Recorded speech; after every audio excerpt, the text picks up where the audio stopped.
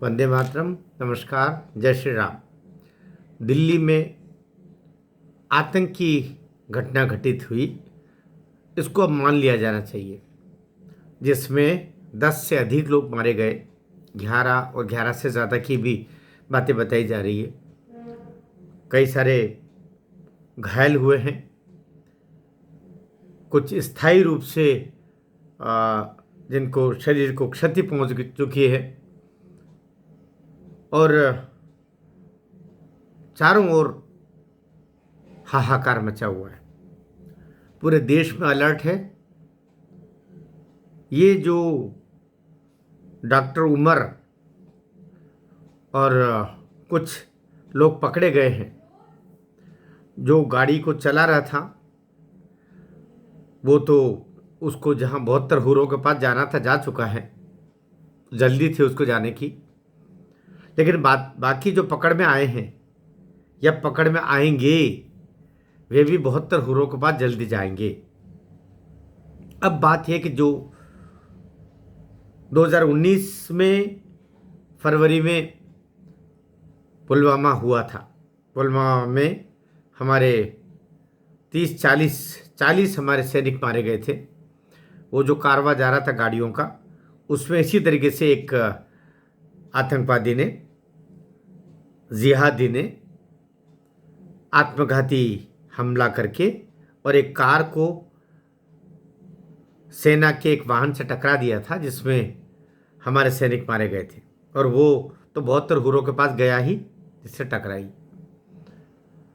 अब क्या सवाल आ रहा है, क्योंकि अभी पहलगांव की घटना के बाद जब भारत ने पाकिस्तान को सबक सिखाया, उस समय स्पष्ट बोल दिया, बल्कि उसी आधार पर, उसी वचन पर, पाकिस्तान के द्वारा दिए गए उसी वचन पर भारत ने युद्ध विराम किया था अपनी ओर से भी, फिर पाकिस्तान के प्रस्ताव पर, कि भविष्य में कोई आतंकवादी घटना भी भारत में होती है जिसके तार पाकिस्तान से जुड़ते हैं तो वह युद्ध माना जाएगा।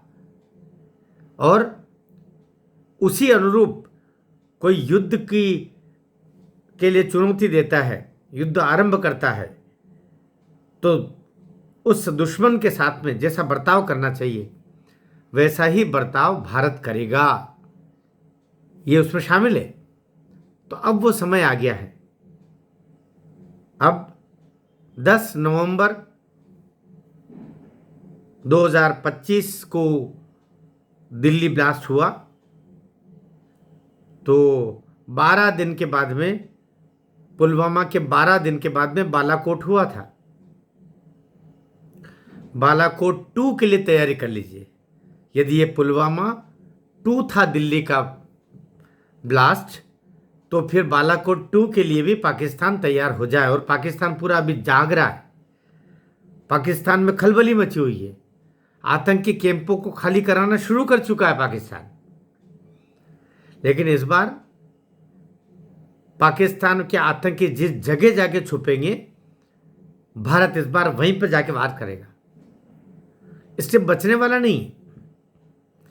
मोदी जी ने कह दिया है, हम छोड़ेंगे नहीं, किसी कीमत नहीं छोड़ेंगे। और ये जो कश्मीरी आतंकवादी यहां वहां घुसे पड़े हैं, ये समझ में नहीं आता। पढ़ाई करने एक अनपढ़ गंवार मुस्लिम अगर आतंकवादी बनता है तो समझ में आता है कोई पढ़ा लिखा नहीं है। लेकिन जितने भी बड़े आतंकवादी हैं वे तो खूब पढ़े लिखे। बिन लादेन भी पढ़ा हुआ था, इंजीनियर था, जिनके यहाँ पे हरियाणा में तीन क्विंटल RDX मिला, केमिकल्स मिले। वे सभी डॉक्टर्स थे, बताइए, अच्छी जिंदगी जी रहे थे। पता नहीं उनकी खोपड़ी में क्या डाल दिया जाता है कि वह आतंकवादी बन जाते। और ये समझते नहीं कि तुम पकड़े जाओगे, तुम बचोगे नहीं, तुम बचोगे नहीं, तुम बचोगे नहीं। उसके बावजूद भी वो आतंकवादी घटनाओं में शामिल हो जाते। अब नंबर लग रहा है। ये मोदी है, छोड़ेगा नहीं।